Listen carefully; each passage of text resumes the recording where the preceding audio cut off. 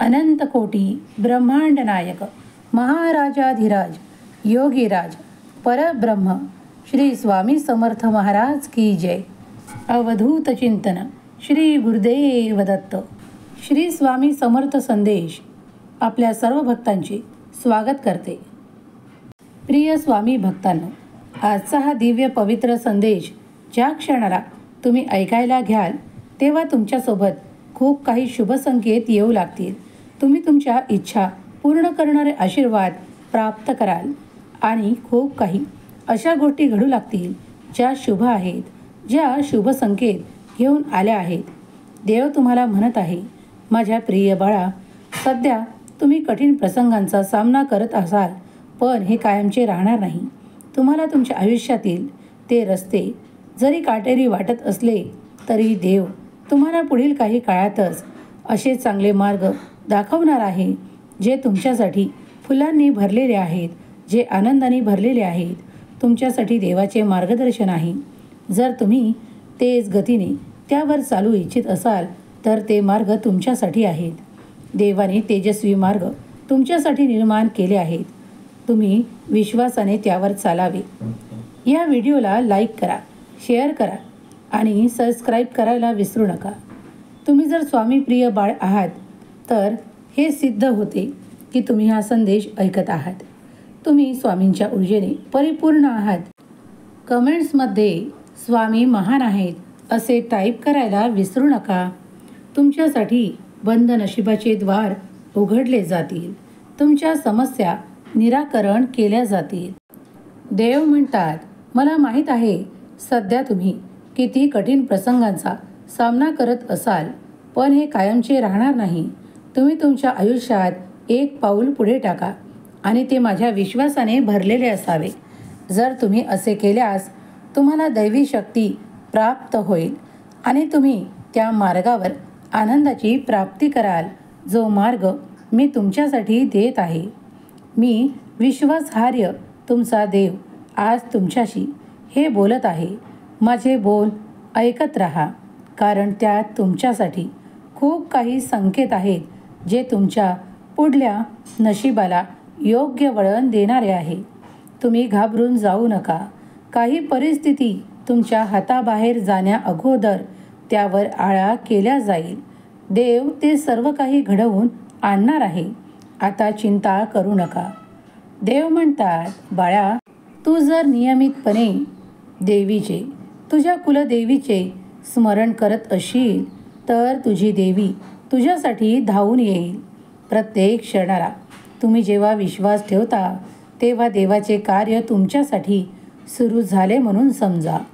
ज्या क्षणाला तुम्ही पूर्ण विश्वास ठेवता तेव्हा तुमच्यासाठी कुणीतरी मदतीचा हात घेऊन येतं आणि तुम्हाला मदत देतं। त्यावेळेस ती मदत स्वीकारा, कारण ती परमेश्वराने पाठवलेली मदत आहे। अंधविश्वास याकडे जास्त लक्ष देऊ नका, पण जे काही तुम्हाला दिसत आहे त्यावर विश्वास ठेवा, कारण देव आहे आणि देवाचे कार्य सुरू आहे। देव म्हणतात, बाळा, मोठमोठ्या पूजा किंवा काही केल्यानेच सर्व काही घडून येईल असे नाही, तर तू साध्या भक्तिभावाने मला समर्पित केलेले एक पुष्प देखील माझ्यासाठी एक सुंदर भेट ठरेल।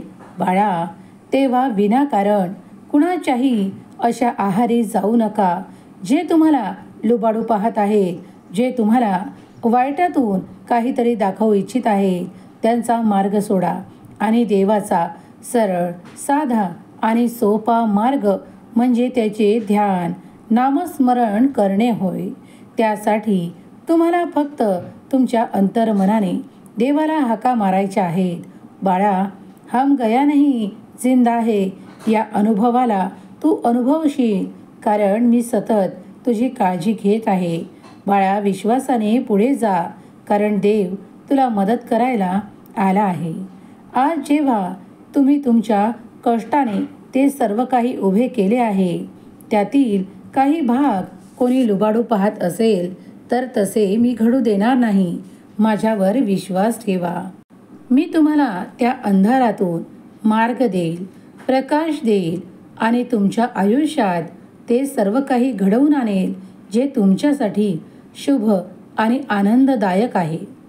कुणीतरी तुमच्यावर काही केले आहे असे तुम्हाला वाटत असताना मी तुमच्या बाजूने, मी तुमच्या पाठीशी उभा आहे हे विसरू नका. आणि अशा अनेक समस्या किंवा अनेक विचार जे नकारात्मक आहे ते तुमच्या मनातून अगदी या क्षणाला काढून टाका. देव म्हणतात, बाळा, माझा निवास सर्वत्र आहे. मी सर्वत्र पाहत आहे. कोण चांगले कर्म करतो, कोण ते वाईट करतो, कोण कुणाची फसवणूक करतो. मी माझ्या CCTV कॅमेऱ्याने ते सर्व काही पाहत आहे. माझ्या कॅमेऱ्याला कुणीही थांबवू शकत नाही, कारण तो दैवी निर्मित आहे. माझ्यावर विश्वास ठेव. म्हणून मी तुला सांगत असतो की आपल्या कर्मावर भर दे. आपले कर्म जितके चांगले करण्याचा प्रयत्न करशील तितकाच तू माझ्या नजरेत असशील. बाळा, जेव्हा जेव्हा तुम्ही चांगले कर्म करता तेव्हा तुमच्या दिशेने आशीर्वाद, चमत्कार घडू लागतात. आणि तुम्ही जर कुणाचे वाईट करत असाल, कुणाचे वाईट विचार काही लोक करतात, तेव्हा तेव्हा ते वाईटालाच आमंत्रण देतात, कारण ती वाईट शक्ती तुमच्या मनात शिरून तुमच्या जवळून काहीही करून घेऊ शकते. म्हणून कधीही त्या वाईट विचारांना, त्या वाईट शक्तीला दूर करण्याचे एकमात्र साधन म्हणजे फक्त नामस्मरण आहे. म्हणूनच स्वतःहून नामस्मरण करा. माझ्यासाठी कोणीतरी केले पाहिजे ही आशा ठेवू नका. तुम्ही स्वतःसाठी नामस्मरण करा, कारण तू जन्मापासूनही मी तुझ्या सोबत आहे आणि त्या सर्व काही गोष्टींसोबत मी तुझ्या सोबत आहे आणि अंतानंतरही मी तुझ्या सोबत आहे. बाळा, मी सर्वत्र आहे, कारण मी तुझा देव आहे. म्हणूनच निरंतर चांगले कर्म करा. कुणाबद्दलही वाईट विचार मनात ठेवू नका. वाईट भावना या वाईटालाच निर्माण करणाऱ्या आहेत, तर चांगल्या भावना, चांगले विचार, चांगले संस्कार सर्व काही चांगलं करण्यासाठी आहेत. म्हणूनच चांगले धरा, सत्य बोला, सत्याचा मार्ग धरा. जे कोणी वाईट मार्गावर चालत आहेत त्यांना योग्य मार्ग दाखवा, कारण तो मार्ग त्यांना जर एकदा तुम्ही दाखवलात तर त्यांच्यावरही देवाची कृपा होईल.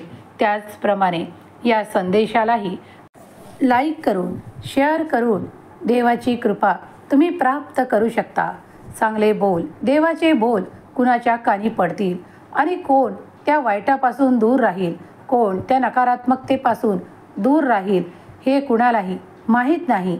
म्हणूनच चांगले कर्म करा. जर तुम्ही या संदेशाला शेअर करण्याचे एक चांगले कार्य करू शकत असाल तर नक्कीच करा, कारण देवाचे बोल तिथे तिथे पोहोचू द्या. नामस्मरणामुळे काय काय घडू शकते, किती पवित्र ऊर्जा तुम्ही प्राप्त करता याचे अनुभव दुसऱ्यांनाही घेऊ द्या, कारण स्वामी शक्ती अफाट वरदान देणारी आहे. तुम्ही जर स्वामी शक्तीचे अनुभव घेतले असतील तर होय म्हणा, आणि ज्यांना ते अनुभव झालेले नाहीत त्यांच्याकडे या संदेशाला पाठवा, कारण तुम्ही पुण्याचे भागीदार व्हाल. देव तुमचे प्रत्येक क्षणाला रक्षण करतील. देव तुमच्या इच्छा पूर्ण करतील. तुमच्यासाठी उपचार, आनंद, आराम आणि विपुलतेने भरलेले आशीर्वाद येत आहे. तुमचे जीवन त्या सर्व काही भरभराटीने भरल्या जात आहेत. काळजी करू नका, कारण तुम्ही देवाचे आशीर्वादित बाळ आहात. म्हणूनच तुम्ही हा संदेश ऐकत आहात. जेव्हा जो कोणी भक्त हा संदेश ऐकत आहे त्यांचे जीवन देव विपुलतेने, आरोग्याने आणि आनंदाने भरून देवोत.